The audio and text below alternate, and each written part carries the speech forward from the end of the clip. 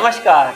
घड़ी में रात के 9 बज चुके हैं और वक्त हो गया है आपके पसंदीदा बुलेटिन प्राइम टाइम एट 9 का, जहां मिलती है आपको प्रदेश की हर ताजा खबर। आप देख रहे हैं बीबीसी राजस्थान और मैं हूं आपके साथ निखिल। चलिए शुरुआत करते हैं आज की सबसे अहम खबरों के साथ। डालते हैं एक नजर आज की सुर्खियों पर।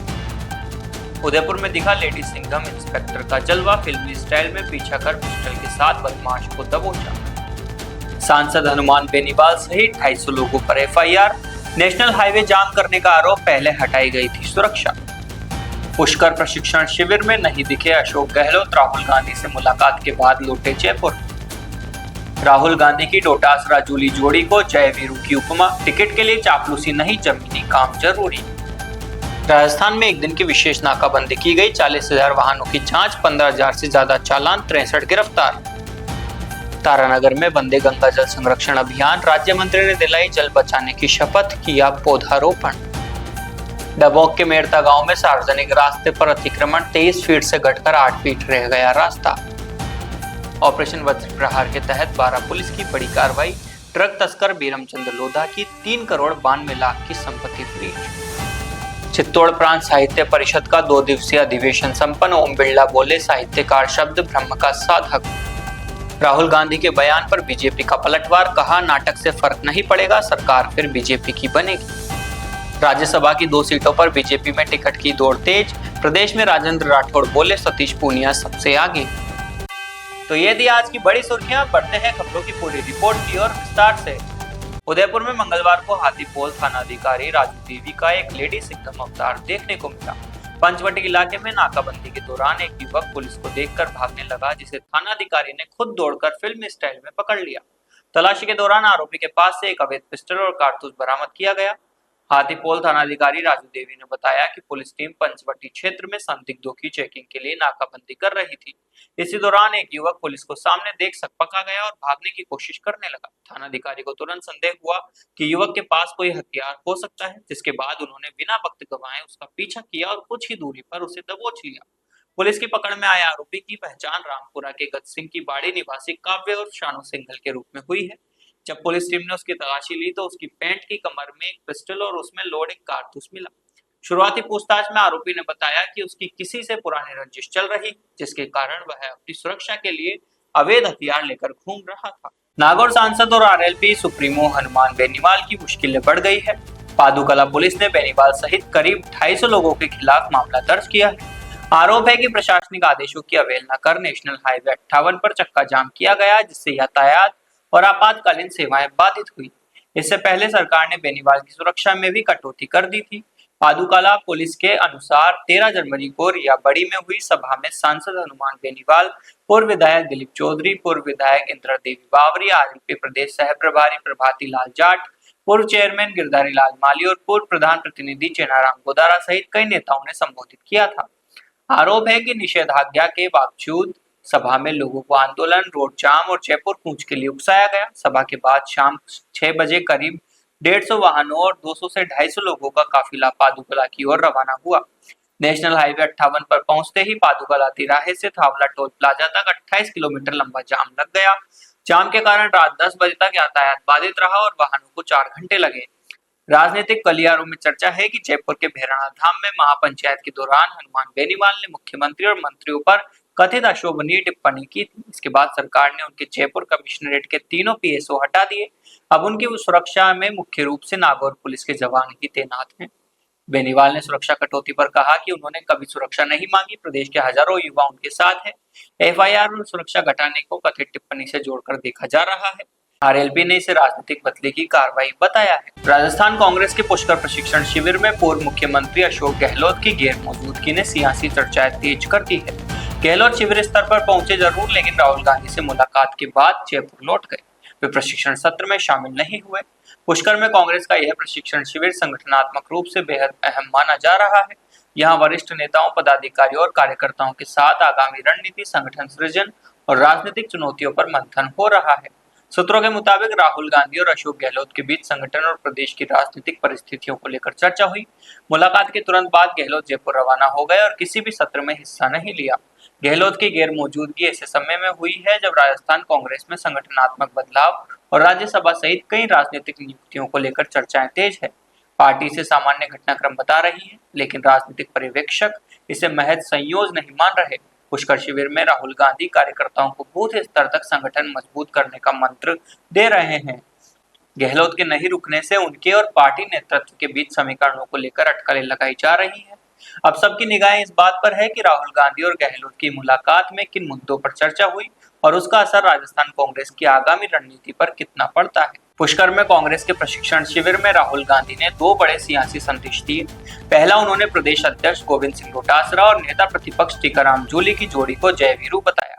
दूसरा, सख्त लहजे में कहा कि चापलूसी और परिक्रमा से टिकट नहीं मिलेगा। शिविर में राहुल गांधी ने डोटासरा और जूली की खुलकर सराहना की। उन्होंने कहा कि संगठन और विधानसभा में पार्टी की लड़ाई को जिस तरह दोनों नेता मिलकर आगे बढ़ा रहे हैं, वह कार्यकर्ताओं के लिए मॉडल है। राहुल ने दोनों की तुलना फिल्म शोले की जय वीरों की दोस्ती से की।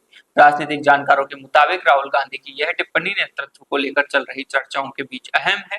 इससे संकेत लगाया जा रहा है कि फिलहाल डोटासरा जूली पर केंद्रीय नेतृत्व का भरोसा कायम है। इसी शिविर में राहुल गांधी ने नेताओं और जिला अध्यक्षों को सख्त संदेश भी दिया। उन्होंने प्रतीकात्मक नाटक के जरिए चापलूसी और परिक्रमा की संस्कृति पर निशाना साधा। राहुल ने कहा कि कांग्रेस में आगे बढ़ने का रास्ता जमीनी काम और जनता के बीच सक्रियता से तय होगा। राहुल ने जोर दिया कि राजनीति में मेहनत और जन सेवा ही असली पूंजी है। जानकारों का मानना है कि यह बयान टिकट वितरण और संगठनात्मक नियुक्तियों को लेकर नेतृत्व की सोच का संकेत है। पुष्कर शिविर में संगठन मजबूती और आगामी रणनीति पर मंथन के बीच ये दोनों संदेश चर्चा का केंद्र बन रहे हैं। अखिल भारतीय साहित्य परिषद चित्तौड़ प्रांत का 2 दिवसीय 9वां प्रांतीय अधिवेशन कोटा में भव्यता के साथ संपन्न हुआ। मुख्य अतिथि लोकसभा अध्यक्ष ओम बिरला ने कहा कि सनातन संस्कृति के संरक्षण में साहित्यकारों का विशेष योगदान है। उन्होंने आत्मबोध से विश्वबोध तक की यात्रा को साहित्य का मूल लक्ष्य बताया। अधिवेशन के रात्रि सत्र में कवियों ने कविता और गीतों की प्रस्तुति से वातावरण को ओजमय कर दिया। प्रचार प्रमुख चंद्रशेखर शर्मा ने बताया कि वीर श्रृंगार भक्ति और राष्ट्रीय चेतना के स्वरों से श्रोता भाव विभोर हो उठे। प्रतापगढ़ से कवि कुंवर प्रताप की कविताओं को ओम बिरला ने सराहनीय प्रस्तुति बताया। जिला महामंत्री सूर्य प्रकाश दीक्षित, लोक साहित्य प्रमुख नारायण सिंह राव तथा प्रचार प्रमुख चंद्रशेखर शर्मा ने अधिवेशन में सक्रिय भागीदारी की। प्रतापगढ़ जिले का प्रतिनिधित्व गजराज सिंह राठौड़ और सुरेश सूरज ने किया। अधिवेशन में प्रदेश अध्यक्ष के दायित्व पर सुरेंद्र सिंह राव, मावली एवं प्रदेश कार्यकारिणी सदस्य के रूप में विजय सिंह माली सादड़ी की नियुक्ति की घोषणा हुई। कार्यक्रम का समापन समारोह आयुर्वेद चिकित्सा एकीकृत महाविद्यालय के कुलगुरु एवं वल्लभ संप्रदाय के पीठाधीश्वर के पावन सानिध्य में संपन्न हुआ। उन्होंने साहित्य को समाज का आरोग्य शास्त्र बताते हुए लेखकों से स्वस्थ समाज के निर्माण का आह्वान किया। राजस्थान में कानून व्यवस्था को और सुदृढ़ बनाने के लिए पुलिस मुख्यालय के निर्देश पर 1 जून 2026 को राज्यव्यापी नाकाबंदी की गई। डीजीपी राजीव कुमार शर्मा के आदेश पर हुई इस कार्रवाई में ADG law and order VK Singh ने मॉनिटरिंग की। एक दिन में पुलिस ने 39,984 वाहनों की जांच की और 15,083 चालान काटे। प्रदेश भर में चली विशेष नाकाबंदी में 34,888 दोपहिया वाहनों की चेकिंग हुई। बिना हेलमेट वाहन चलाने पर 3,234 लोगों के खिलाफ कार्रवाई की गई। वहीं बिना सीट बेल्ट के 1,648 चालकों के चालान काटे गए। वाहन चलाते समय मोबाइल फोन के उपयोग पर 184 मामलों में कार्रवाई हुई। नंबर प्लेट नियमों के उल्लंघन पर 1653 और काली फिल्म लगे वाहनों पर 1643 चालान काटे गए।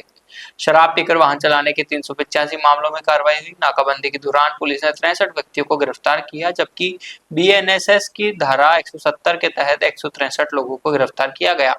कार्रवाई के दौरान विभिन्न कानूनों के तहत 73 एफआईआर दर्ज की गई। इनमें 30 आबकारी अधिनियम, 4 आर्म्स एक्ट, 2 एनडीपीएस एक्ट तथा 37 अन्य मामलों की एफआईआर शामिल है। चूरू जिले के तारानगर में वंदे गंगा जल संरक्षण अभियान के तहत ब्लॉक स्तरीय कार्यक्रम आयोजित हुआ। अभियान के संभाग प्रभारी और राज्य मंत्री रामगोपाल सुधार ने जल पूजन कर लोगों को जल बचाने की शपथ दिलाई और जल है तो कल है का नारा दिया। तारानगर के राजगढ़ रोड स्थित आपणी योजना डैम में कार्यक्रम हुआ। राज्य मंत्री रामगोपाल सुधार और भाजपा नेता राकेश जांगले ने पौधारोपण किया और पक्षियों के लिए परिंदे लगाए। मंत्री सुधार ने कहा कि जल संरक्षण समय की सबसे बड़ी जरूरत है। हर व्यक्ति को पानी की एक एक बूंद बचानी होगी। उन्होंने कहा कि प्रधानमंत्री मोदी और मुख्यमंत्री भजन लाल शर्मा के नेतृत्व में जल संरक्षण को जन आंदोलन बनाया जा रहा है।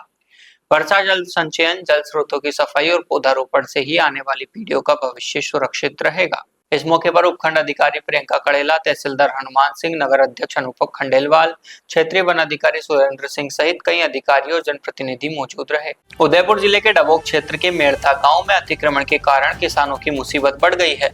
चारभुजा मंदिर के सामने स्थित खेतों तक जाने वाला सार्वजनिक रास्ता अतिक्रमण की भेंट चढ़ गया। पहले 23 फीट चौड़ा रास्ता अब घटकर महज 8 फीट रह गया। ग्रामीणों के अनुसार इस रास्ते से कई किसानों की कृषि भूमि जुड़ी है। अतिक्रमण के कारण खेतों तक पहुंचना मुश्किल हो गया। मजबूरी में कई किसानों ने खेती करना ही छोड़ दिया। लंबे समय से खेत खाली पड़े हैं और उनमें गंदा पानी जमा होने से झाड़ियां उगाई है। हालात ये है कि पूरे गांव की नालियों का गंदा पानी इसी रास्ते पर छोड़ा जा रहा है। आसपास के लोग यहाँ कचरा भी फेंक रहे हैं। नालियों का पानी और कचरा मिलकर गंभीर समस्या बन गए हैं। बरसात में स्थिति और विकट हो जाती है। पैदल निकलना भी मुश्किल होता है और पशुओं का आवागमन बंद हो गया है। ग्रामीणों ने बताया कि समस्या को लेकर कई बार प्रशासन को शिकायत दी गई। राजस्थान संपर्क पोर्टल और हेल्पलाइन 181 पर भी शिकायत दर्ज करवाई गई, लेकिन अब तक कोई ठोस कार्रवाई नहीं हुई। ग्रामीणों की मांग है कि जल्द अतिक्रमण हटाकर रास्ते को उसके मूल स्वरूप में बहाल किया जाए, नालियों की उचित निकासी की व्यवस्था हो और रास्ते पर फैली गंदगी साफ कराई जाए। मादक पदार्थ तस्करों के खिलाफ जीरो टॉलरेंस की नीति पर काम कर रही बारां पुलिस ने ऑपरेशन वज्र प्रहार के तहत ड्रग माफिया पर आर्थिक सर्जिकल स्ट्राइक की है। कुख्यात तस्कर वीरमचंद लोधा और उसके परिवार की 3 करोड़ 92 लाख रुपए से ज्यादा की अवैध संपत्ति फ्रीज कर दी गई।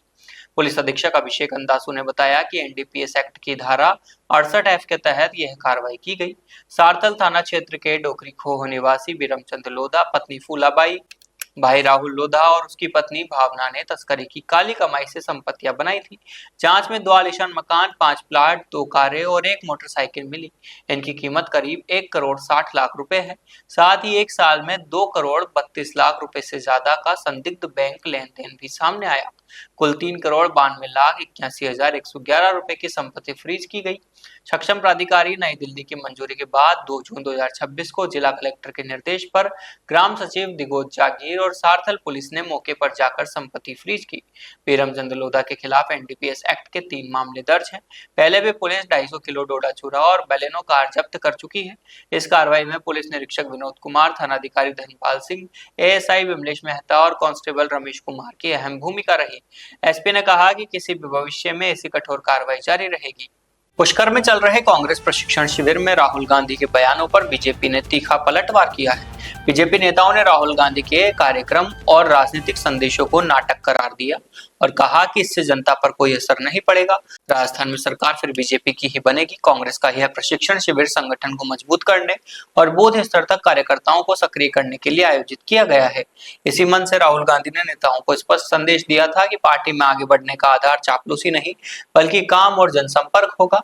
राहुल गांधी के इस बयान के बाद बीजेपी नेताओं ने मोर्चा खोल दिया। बीजेपी का कहना है कि कांग्रेस के प्रशिक्षण शिविर और अंदरूनी बैठकें केवल राजनीतिक दिखावा है। जमीन पर जनता का भरोसा लगातार बीजेपी के साथ बना है। बीजेपी नेताओं ने दावा किया कि राहुल गांधी के बयानों से राजनीतिक समीकरणों में कोई बड़ा बदलाव नहीं होगा। राजस्थान से राज्यसभा की 3 सीटों पर चुनाव होने हैं। विधानसभा के मौजूदा गणित के हिसाब से 2 सीटें बीजेपी और 1 सीट कांग्रेस के खाते में जाती दिख रही है। बीजेपी में दिल्ली के टिकट को लेकर दावेदारों के नाम पर भी चर्चाएं तेज हो गई।